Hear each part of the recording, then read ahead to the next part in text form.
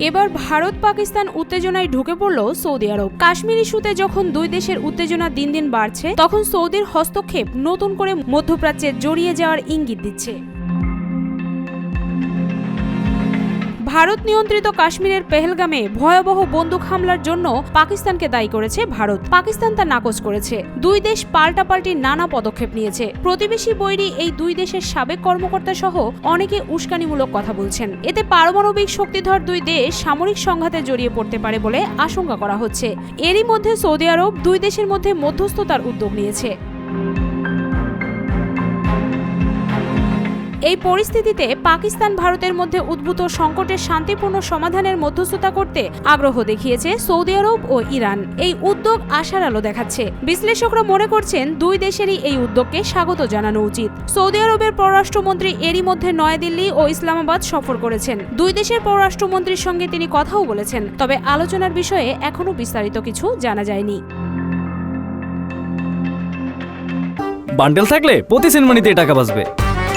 বিকাশ send money bundle কিনে জিতুন প্রতি লেনদেনে। তবে আপাতত ভারতের মেজাজ একটু অন্যরকম বলে মনে করছেন কূটনীতিকরা। অন্ততপক্ষে গণমাধ্যমের প্রতিবেদন থেকে মনে হচ্ছে দেশটির মনোভাব যুদ্ধংদেহী ও চরম জাতীয়তাবাদী।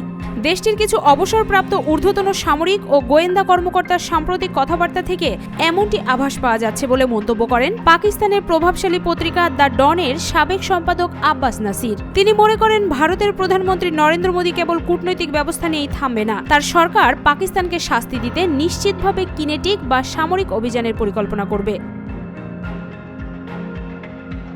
সাংবাদিক আব্বাস নাসির লিখেছেন, ভারতের সামাজিক ও প্রচলিত গণমাধ্যম যদি জনমতের প্রতিফলন হয়ে থাকে, তাহলে বলতে হয় বহু ভারতীয় বিশ্লেষক সামরিক ও অসামরিক ব্যক্তি গণহত্যার শিকার গাজাবাসীর প্রতি সামান্যতম সহানুভূতিও দেখাননি। বরং তারা বারবার ইসরায়েলি দখলদার বাহিনীর প্রশংসা করছেন ও ঈর্ষা প্রকাশ করেছেন এবং প্রকাশ্যে জানতে চেয়েছেন কেন ভারত পাকিস্তানের বিরুদ্ধে একই ধরনের পদক্ষেপ নিতে পারে না।